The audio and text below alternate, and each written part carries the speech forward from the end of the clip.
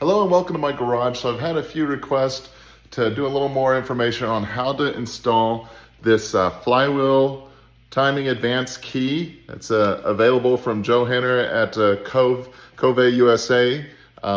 So let's talk about that. I'm gonna make a little video here. Some of this video I'm recording after I'm done. I forgot to start the video beforehand, and then it'll go into the stuff I was recording as I was doing it.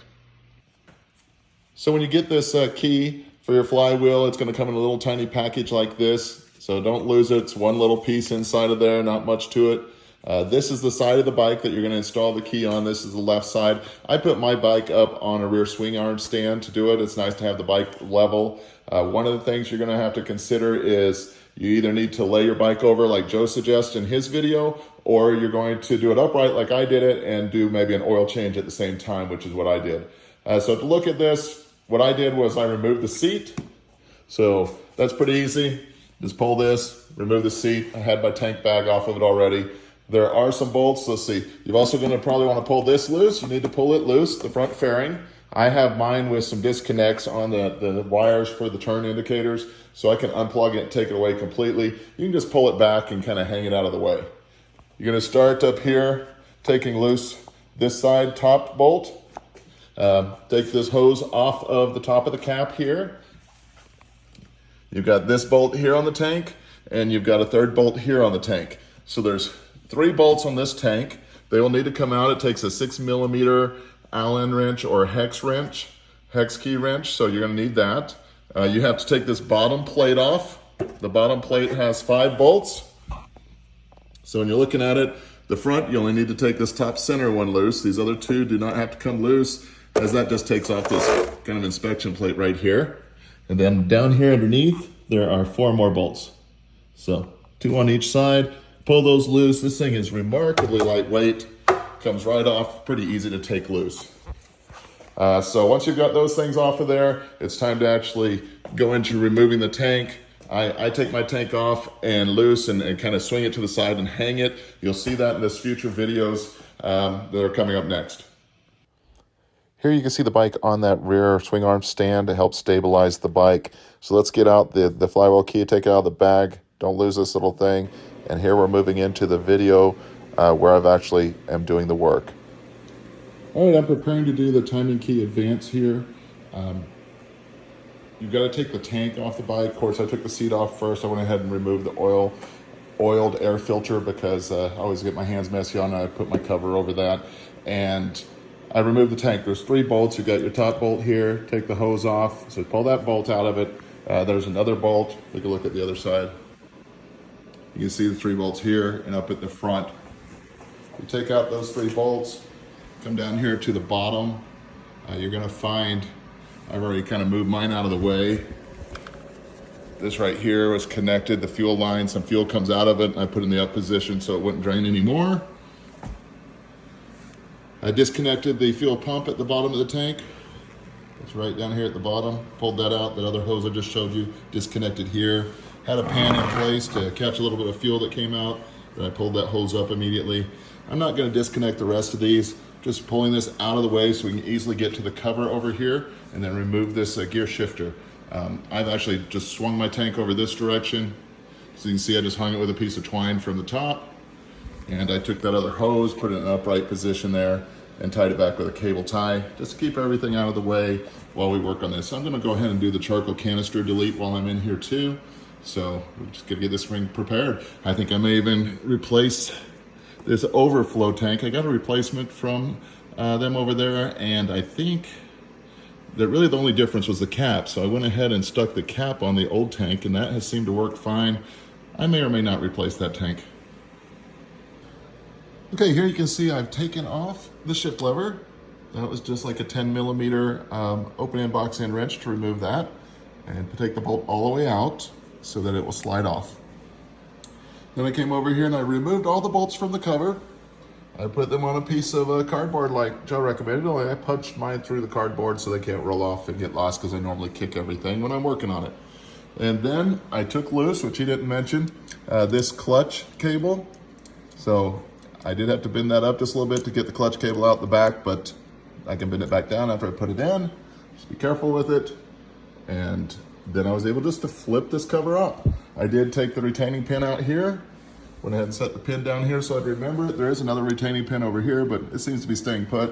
I'm gonna leave the gasket on that side as it's already kind of stuck on there. And I pulled this up and just cable tied it back so that it wouldn't swing down while I'm working on this. Looks pretty straightforward. Okay, the next step is to use your 21mm socket and pull this off of here. This is easy work if you've got a nice impact. I've got this massive top of the line, high torque, rigid impact, and it takes everything apart easily, which is super handy because the tank bolts are extremely tight. I'm finding things just real tight on here, even the oil drain plug. So to loosen things, wow, this thing just makes no work of it. So after you pull off the nut, make note there is a washer there. Take both of those pieces off, set them to the side. And I think next we're gonna have to do the puller, which I did buy the puller as part of their kit. Okay, so I've just threaded the puller on here. Basically that thing threads onto there, and then you're gonna tighten this. Make sure it's out when you're threading on this so it threads all the way on. Then turn it in till you see some tension. And hold this with a wrench, turn this, and it should pop that off. Okay, I just accomplished that, and when that pops, I mean, it just seems to pop right off. It just, I don't know if that took maybe 20 pounds, 30 pounds of pressure on 2 crescent wrenches there, and it just popped right off, came pretty easily off. Let's see what we have in here. All right, look at that. I even had the top dead center mark kind of up near the top, so it'll be easier here to work on this key and removing it. All right, here's the piece I picked up over at USA Motor Toys from Joe. You can order this online as well. All this work just to put in this one tiny key. As you can see, there's just a little bit of a ledge there on that side. I'm gonna watch his video that tells us which direction to face that ledge, and then it also tells us how we need to turn the flywheel exactly when we put it back on tight. All right, here you can see the flywheel key is starting to come out. What I do is just take my punch, put it right at the front of it, and start hammering it towards the back until it slips right up out of there. It's kind of half moon shaped.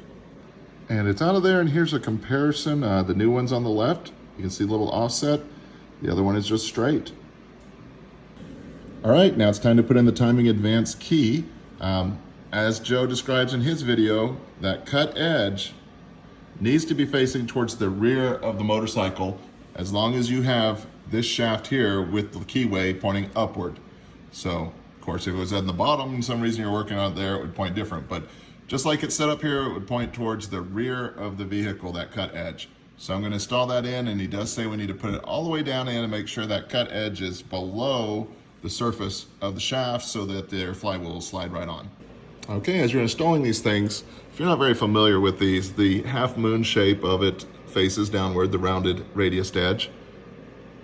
And there you can see the cut edge pointed back. It's not all the way seated yet, so we're gonna make sure that we get that thing all the way down in there. All right, once you have that seated all the way, you can actually put your fingernail in beside it and feel that it's all the way in along the whole edge of it. Make sure it's seated well. We're good. All right, with the key seated properly, the next part is to put the flywheel in place. Now this flywheel is gonna slide right over that key, just like that, and you're gonna see how much play there is in it? You wanna make sure that you turn that counterclockwise. Okay, so the play is push it like that, not towards the back, but take the top of it and pull it towards the front of the bike.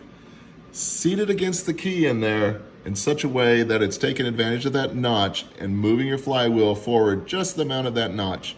That's how you get your timing advanced. With holding it in position, now you want to put the nut on and tighten it down. You don't have to worry about the fact that there's slop in there because that disappears. That key actually doesn't hold the flywheel from spinning, but it's going to be fine once you tighten it down on this tapered shaft while holding this forward so that it advances the timing. So I just held the flywheel forward. I snugged it just a little bit with my impact and held it in place. Next, we're going to torque that down.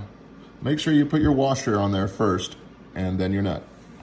All right, it is torqued to 54 foot-pounds per what Joe says in his video. And we're tight, ready to go. I'm gonna snip this cable tie up here, lay the cover back in place. I've already put this pin dowel in place. Make sure the other dowel is still located in place. Let's get that cover on there and start putting the bolts back in. All right, it's pretty cool. When you lay that thing back down, it's like it almost magnetically sucks back into place because there are like magnets in there, and works pretty awesome in that flywheel. Now that it's in place, I'm gonna return these bolts where they go, making sure that the copper washer bolt goes right back there. All the other bolts go in place, and we'll tighten those down, put this clutch cable back together here on the pole. And the reason mine didn't drain oil like crazy when I opened it was, of course, I'm doing the oil change at the same time. So I've already pulled the oil drain plug and the oil filter, and thought this would be the perfect time to break in oil change and put in this flywheel advanced timing key. Okay, so the information I don't have is what the proper torque is for all of these. I'm just using a 1/4-inch drive ratchet and torquing them to what I feel like is tight for them. Maybe someone will comment below and let us know what the actual torque specs should be for these bolts. I feel like mine are on there secure with one onga bonga. All right, the clutch cable is back in place after torquing all the bolts, and I bent the tab back down in place to keep it in there. That is set. While I was in here, I did remove my charcoal canister. That is all these pieces over here. It's taken off. I took the line here, folded it back, cable tied it out of way, put a screw in the end of it, left a clamp on it to seal off this other line that goes off that direction. The ones that go up to the tank cap breathers, that's pulled completely off. I probably need to get some one-way breather valves and just put on top of those with little hoses. I'm gonna do some more research on that. This bracket down here is where this charcoal canister was located at. As you can see, pulled it off of there and disconnected the hoses. The two hoses were up here on the top, and they're out of there. Okay, reinstall your gear shifter. Before pulling mine off, I did mark exactly where it lined up so that I could put it back in the same place, slide it all the way on, and then put this bolt up in there and tighten it with a 10mm. All right, next we're gonna swing this tank back into position by taking it loose, cutting it loose up here, making sure our cables are down here. This is the fuel pump cable that's gonna connect right back to here. Of course, I've got the other hose pulled around here to the front that will lower down and reconnect. So let me get that pulled down and into position. When you're taking the tank off, there is a pin up here at the top that basically you're gonna pull these sides out and off of these two pins. They're holding the tank. Pull the bottom kind of outward, then lift up a little bit off of this top pin. So we're gonna reverse that order, put on the top pin first, and then push it in and make it connected. All right, here's this whole hose. This is what I had cable tied up here out of the way. Once you pull it down here, you're gonna push it back onto this this fuel clip here, push it back onto the pump assembly at the bottom where you've also plugged in, or you're gonna plug in this wire to that pump. So get that all assembled, and then make sure you secure this right here. Let's do that. There it is, all connected back up. The rubber piece is back on the bracket here. This is connected to the quick connect down here. As I put it back together, I pushed in on the button on the bottom, which seems to be the way that you open and disconnect these. Push in on the button on the bottom, pull off. Going back in, I pushed in to put it back on, make sure nothing breaks, and it went on there well. Of course, fuel did start dripping out of there, so I had the drip pan underneath it as I turned it down. Now I just plugged the fuel pump back in with that wire. That wire was originally cable tied right here around this fuel line, so I'm putting a cable tie back in place. I had snipped that off to make it easy to pull this tank out of the way. All right, with the tank back in place, it's time to bolt it back on. Just know when putting the tank on, I hooked it at the top first, pushed it in here. It didn't line up very well. I had to stick a screwdriver in there and actually pry the rubber down some to get it pushed over the pin. And there's one more pin up in here that I had to push over. Those are all on, so we're gonna take the one without the big washer. We're gonna put it up here in the top. So that'll bolt in there. This one with the big washer is gonna go here on the side. And then my other one already has a slider on it that I've changed out before. It's this one right here. It's gonna go in this side spot. Now, if you go to take these off the first time, you're gonna maybe find like me, they were extremely torqued on. Using something like this was a no-go for me. I had to put this, I think it's a 6mm Allen or hex wrench. I had to put it on this big old torque gun and just pound the thing off of there. This stuff was assembled really tight. So that's my assembly video. Make sure to change your oil filter out. There's the type. Refill your oil and make this bike ready to go. You do have to put the exhaust back on that you take off during the oil change as well. Hope you've enjoyed this video, and if you have any questions, just put them in the comments. Next is a short video that I made as a short or a reel, and I'm just going to talk over it. Just gives you some highlights of the actual process. This might have led you here to this video to get the more full installation instructions.